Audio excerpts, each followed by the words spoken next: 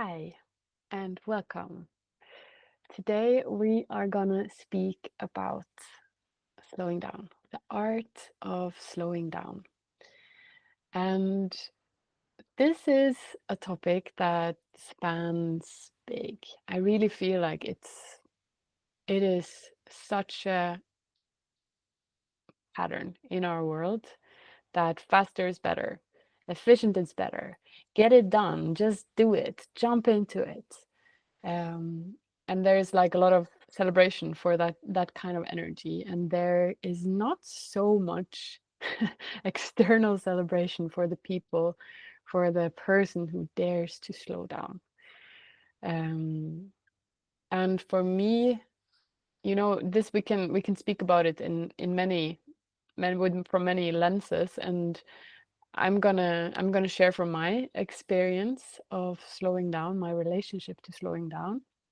And also we're going to talk a little bit about how to use this tool, this beautiful invitation of slowing down in intimacy, in cultivating deep, nourishing pleasure. So there's a difference between the fast stimulus, getting a quick reward kind of pleasure, cross a thing off your to-do list and like, ooh, feels good, and the kind of pleasure that nurtures you, that nourishes your body and your system, that allows your nervous system to soften, to allows your nervous system to calm down, and for you to find more layers of being human, more layers of being present. And it is through the art of slowing down that we're going to explore that today. And just to start with a little bit, like, where am I coming from? So this is one of my biggest teachers, is the art of is learning, discovering, trying to embody, allowing slowing down to be part of my life. I'm practicing it right now. Just speaking here, it's so easy to want to speed up and fit it all in and share everything I know. But there's a different quality when I imagine and I allow myself and I dare to slow down, because there is really there is courage in slowing down, in this when we know that the world is like really celebrating the fast, the up up and out, and the action and the effectiveness and productivity. So this of like allowing yourself to slow down. And I invite you, as you're listening to this, maybe you're doing something, maybe you're out walking, maybe you are, cleaning up your kitchen, maybe you're seated here with me. And I invite you to get curious as you're watching this and see if it's possible for you to slow down for the duration of this session. And it's a reminder again and again. I'll remind myself uh, as I speak on this topic. So when I go into that, like, oh, I want to speed up, I want to fit it all in. This of taking a breath, slowing down, because I know that when I do that, I'm offering something else. I'm offering a different space. I'm offering an alternative to the programming, to the celebration of keep going faster. Um, and it has kind of this pushing energy to it. And I'm not here to say that speed is not good, like being fast or efficient or getting things done, being in action, putting yourself out there. Um, but there's something about the balance. There's something about the balance, and there's something about the fear of slowing down, the resistance towards slowing down. And yeah, just to share a little bit where I'm coming from, because I've been this person, a child of a society that really celebrates when you are able to do things yourself, get into action, uh, be a good student, be quick when your parents are waiting for you, not being late for school, like all this, like there's so many small moments of like, yes, I'm a good person, good human when I'm able to do it in the way that is expected of me. And I was quite good at this. I have been very good at being busy. As a child, I had so many hobbies and so many activities. Like I was really like going to school, and then every evening there was like a dance class or music class or sports, something. And I did all my homework, and I was quite good at it, you know. I was quite good at playing this game. And as I grew up, becoming my own sovereign adult being, I continued this, and I was very busy as a student. I had a job, I was studying, I was touring as a musician, I was very socially active, having loads of friends, being the best friend, being the one checking up with others, being available. You need help moving? Yes, I'll be there. Do you need someone to support you as you're sad because of a breakup? I'll be there. So there's this like kind of external, like I was very caught up and enjoying, you know, this was something I really enjoyed, of being that person that I can do it, you know, I've got this. I'm capable of holding and allowing this much of energy and movement um, within my system, and be that for others. So there was like kind of a pride in that. And at you know, and part of this is that on the shadow side of this, which gradually and gradually became bigger and more present in my life, was that I also had tons of anxiety. I had trouble sleeping. I was very stressed, and I was very restless in a way of like, I never had like downtown time. I never had like, now I'm just alone, chilling, doing something. Like I literally didn't know, what do I do when I don't do something, you know, efficient, something like I'm supposed to do. So like work or school or taxes or bills. I don't know. Like the yeah, doing things that you're supposed to do. Um, so this of like of being, just being without an intention to get anywhere necessarily. So I had this pattern of like, I push myself until I collapse. I either get sick or I get so tired that I just need to sleep a full day, and then I will go again. And this, yeah, grew and grew in my 20s until I couldn't anymore. And I had a burnout. And it was this kind of, now I put the hands on the brake, and I had to stay down for quite some time. And any, you know, any stimuli, any sound, light, all of this was just too much. So it was really like I couldn't do more, couldn't continue as I had. So that was my initiation, because I would never have chosen to slow down, even though I could feel, oh my God, this is too much. I'm feeling so anxious. I'm feeling so stressed. I'm feeling overwhelmed. I would never have chosen to stop because, yeah, I was proud of who I was and what I was capable of being a good girl, good person, doing all the stuff with being capable. So it was really a big um, shifting point, turning point for me to be the one who couldn't. And I just could be. Like even go and make food was too much. So who am I when I'm just like this, when I cannot be that person who manages. And from that was like, it's been a slow, you know, healing journey from that point of gradually building up. my nervous system again, um, expanding my capacity to meet the world again, and daring to do things. And now I'm at the point where I feel I have the capacity. I have capacity again, and I can feel creativity. I can feel um, passion for the things I'm doing. And then there is the pattern, the old pattern of, okay, speeding up, making things fast, being efficient, crossing things off the list.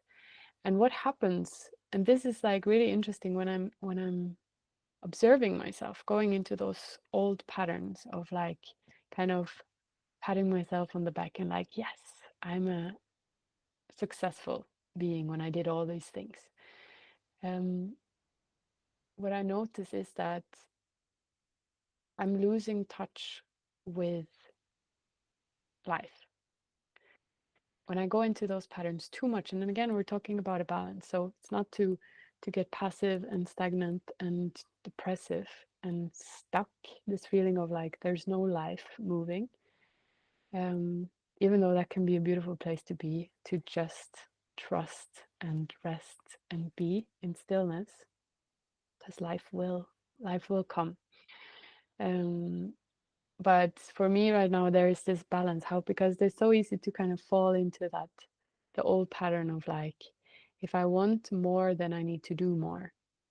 If I want to be of service, I need to do, make sure that I do more, push myself more, be of service more, in a way that actually brings me away from what, why I'm doing this, brings me away from my body, it brings me away from my pleasure, from my joy of life.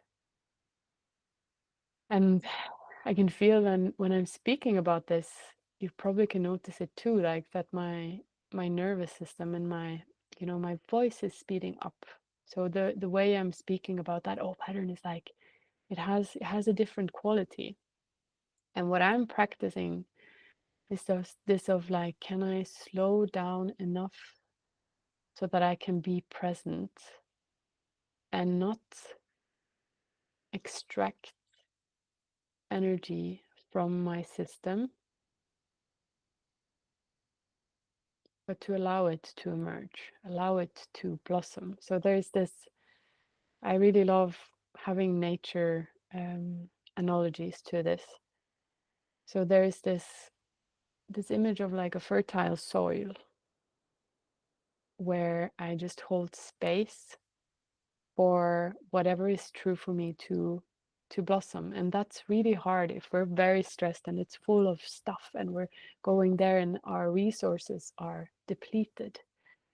Because if we always want to extract new harvest, more creative projects, more I did this and I did that, without downtime, without slowing down, without softness, without allowing yourself to find that balance. We're basically doing agriculture in a way that depletes the soil. It's like this capitalistic idea.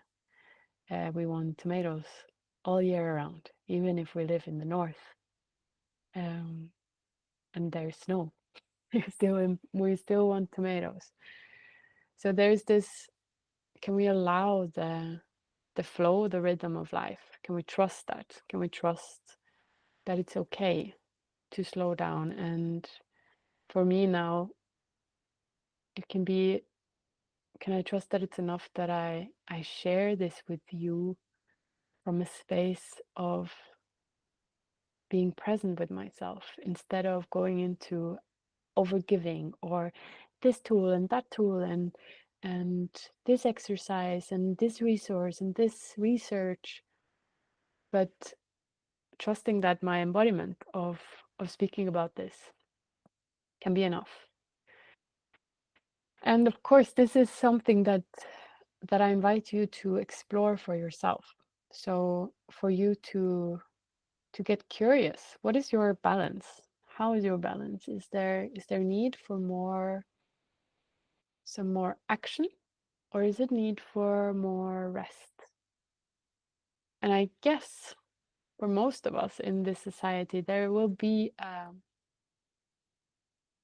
majority of us have more, we're more in the doing, we're more in the action because we have jobs 7 days, 5 days a week, hopefully, and 8-hour work days. Maybe we have a family, maybe we have, yeah, hobbies, other projects. So there's a lot of like, there's not much time for that downtime, and it's maybe only these hours on Sunday, and it's not, it doesn't have this natural rhythm. So what I would like to invite you to, if you are in one of those structures where it's not so easy to just follow your own flow, like, I need to, now I'm sleepy, I need to go and rest. I want to invite this micro versions of this, and this is about, can we allow slowing down to be something that brings us into presence, and the kind of presence that is pleasurable. And there is this difference of, yeah, the pleasure that you do from being successful, getting acknowledged from all the things that you do, and the pleasure that is, my nervous system is regulated. I can feel my body as I'm speaking to you. I notice the touch of my hands on my body. And you can explore that now if you have space for that, but just let's try to make this physical. So you can start by just touching your hands, your arms, so like giving yourself a little massage. And see if you can do that in a way where you're present, because I can do it. I can grab, I can massage. But there is something different with being present with that touch. So can you give yourself that now? You can decide where you want to touch. It can also be that you want to touch something you have around your wall or the floor, wherever you're seated. Just taking a moment to touch something, yourself or something in your surroundings, and allowing yourself to slow down. So if you would go 3 times slower than your mind. And I know that this can be difficult, especially when we're used to be in a tempo that is different. This can be frustrating. Just slow down. It's like, that's not so easy when you've been trained and when you are used to being in a fast tempo all the time, and you're giving and you're giving and you're giving. And if you like, there's this feeling, and that I remember from before my burnout also, it was like, but if I stop, I will collapse. So I better just continue, which was true. And it was it's never a good time to get a burnout. There's never a good moment where it's like, yes, now it fits.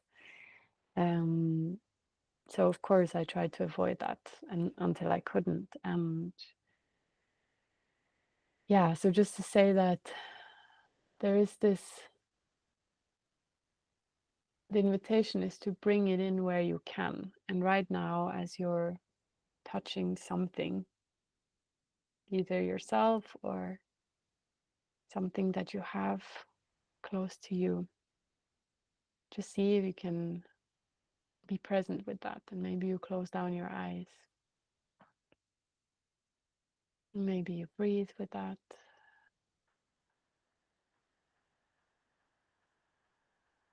And this could be a full pleasure practice. And I can feel that if I would start to guide that now, it would eventually bring me into that kind of a release. It's kind of that, this is when we come into the, mouth drooling kind of pleasure. when you allow yourself to surrender and become so soft that you can let yourself go. You don't have to hold yourself in a specific form, in a specific way, but allow that little surrender to your own touch, to somebody else's touch, to a cup of cacao, to the sun on your face. Like there's this moment of change from like I'm receiving to like can I really receive? And for me that is really connected with the slowing down. And it doesn't mean again that you always need to go slow and that you always want to be slow or want to practice being, but there's the balance and there's the dance. And to break that cycle of doing, acting, going on, and making some breaks. So I invite you to explore how this feels for you. So it can be either through touching yourself, touching another being, if you have a being that consents to that around you. It can be going outside and turning down. If you have like you're going for a walk, just if you could turn down the tempo just a little bit, can be 5%, can be again 3 times lower than normal. Just finding that reminder to yourself, like, can I slow down? And probably you will start to speed up again because that's the unconscious um, programming. Be efficient, productive, get to the mountaintop or whatever it is you're walking towards. So there's just this, I want you to hear my voice of like, can you slow down a little bit? It can be when you eat your food, when you drink some water, when you give a hug. What if you slow down? What if you stay there a little bit longer, like a little bit, so that it's almost to the point where it's a little bit uncomfortable. So stretching time, because this is the plot. We think that um, when we slow down, we get less efficient. We lose time, and it's actually the opposite. And that's the mind twist, the mind blowing. We're actually getting more time when we slow down. Yeah, because there's this slowing down so that you can feel what you need and not spend time on things that you're just running in, trying to fix something, trying to cross all the things off your list when you're hungry. When you slow down and you notice, oh, what is important now is that I focus on this thing. So there's like, and from being scattered, we come into this focus of, okay, I follow that which is true for me. I follow the most important thing. And lastly, I want to speak a little bit about this with pleasure, because in our intimacy with another person or with ourselves, you will notice if you have the pattern of speeding up in your life, like me, like I'm can very easily be impatient. It's a big um, teacher for me to slow down, to bring in more patience. So it will show up in your self-pleasure practice, in your sexuality with another person. And I invite you to try out either on your own or with another person, what if we slow down, or can even set a timer if that helps you, for the next 5 minutes, 10 minutes. Go super, super slow and see what that does. And yeah, I'm not here to spoil what that is for you, but I imagine that it can bring you into a state where you can surrender more, where you can relax more, when you can allow more. So there's not just leaking energy, letting go, but there is something that has space to blossom, something that gets space to move through that slowing down. It's not through pushing, not through getting all the things done, but creating space for life, creating space for presence. And yeah, I think I'm gonna end it there. And I wish you good luck in your exploration, and try it out throughout this day. Find the moments where you can slow down. Maybe it's when you're speaking to a friend. Maybe it's for that walk. Maybe it's when you eat your food. Maybe it's when you hug your child when they come home from school.